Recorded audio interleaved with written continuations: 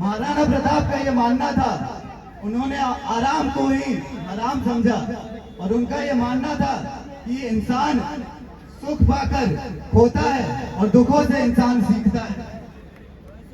मैं आप लोगों के बीच में आया हूं ये बताने के लिए, आप लोगों को महाराणा प्रताप की जीवनी की कुछ गाथाएं बताने कि उन्हें काफी कम उम्र में ही ये एहसास हो गया था कि यदि उनके पिता उनकी राजधानी चित्तौड़ से उदयपुर नहीं करते तो दिल्ली भी चित्तौड़ के अधीन होती।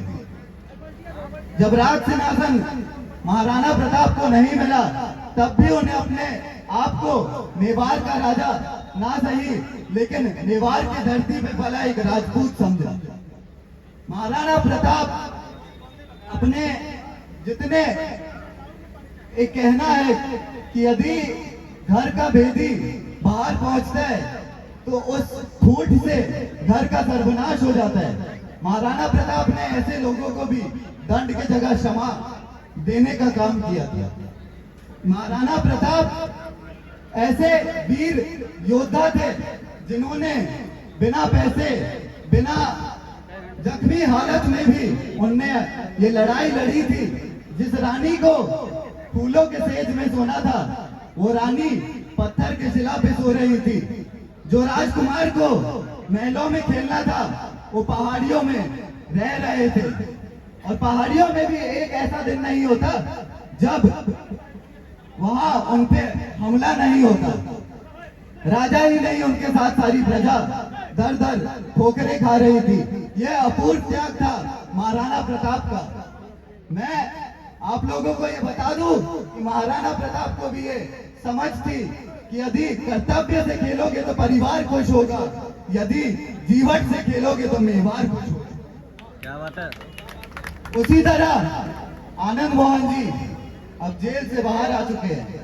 उनके जेल से बाहर आने के बाद बिहार में भाजपा का कोई काम नहीं रह गया है और ना तो अस्तित्व रह गया। तो हम लोग यहाँ पे जितने लोग हैं, हम गृह मंत्री अमित शाह से ये विनती करेंगे कि आप अपनी पार्टी को वापस ले जाइए। हम आप लोगों को ये बताएंगे कि जिस तरह से बिहार का ये इतिहास रहा है कि ना तो बिहार में हमने कभी नफरत की राजनीति चली है पहले और ना आने वाले समय में हम चलने देंगे। ये नफरत की राजनीति आप नागपुर और गुजरात के लिए बचा के रखिए। दिनकर की एक कविता है, जब कृष्ण शांति दूत बनके दुर्योधन को समझाने गए थे कि वर्षों तक वन में घूम घूम बाधा विघ्नों को चूम चूम से धूप धाम पानी पत्थर पांडव आए कुछ और निकल सौभाग्य से सब दिन सोता है देखे आगे क्या होता है। मैत्री की राह बचाने को दुर्योधन को समझाने को सबको सुमार्ग पर लाने को भीषण विध्वंस बचाने को भगवान हस्तिनापुर आए पांडव का संदेशा लाए। क्या कि दो न्याय अगर तो आधा दो पर उसमें भी अभी बाधा हो तो दे दो केवल 5 ग्राम रखो धरती अपनी तमाम।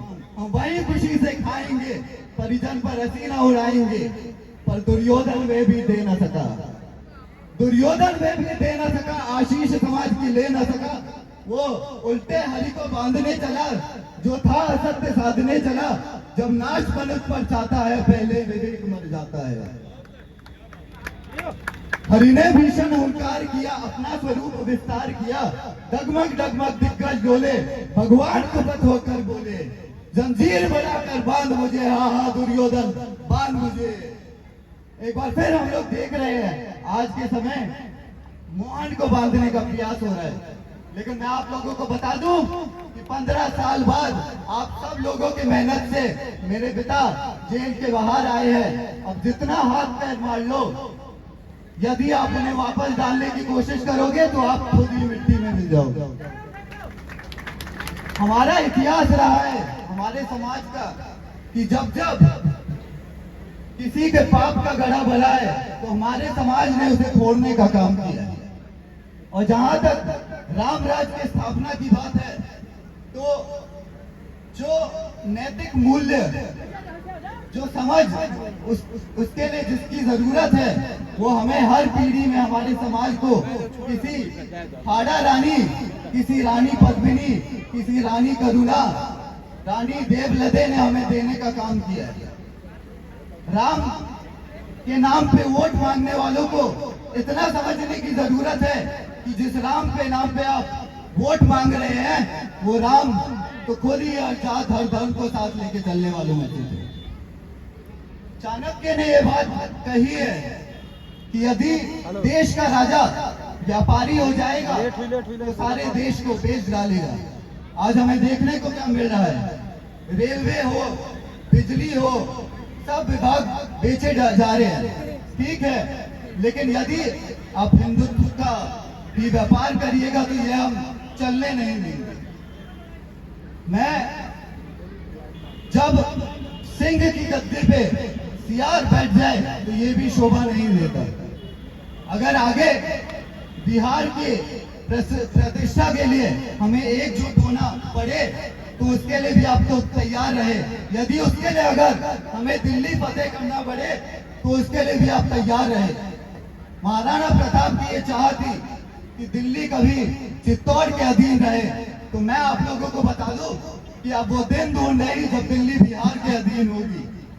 मैं चंद पंक्तियों से अपने वाणी को विराम देना चाहूंगा कि लगा तमाचा दुश्मन भागा, बाजी पलटी खेल की, सत की आंधी उड़ा ले गई, चार दीवारी जेल की।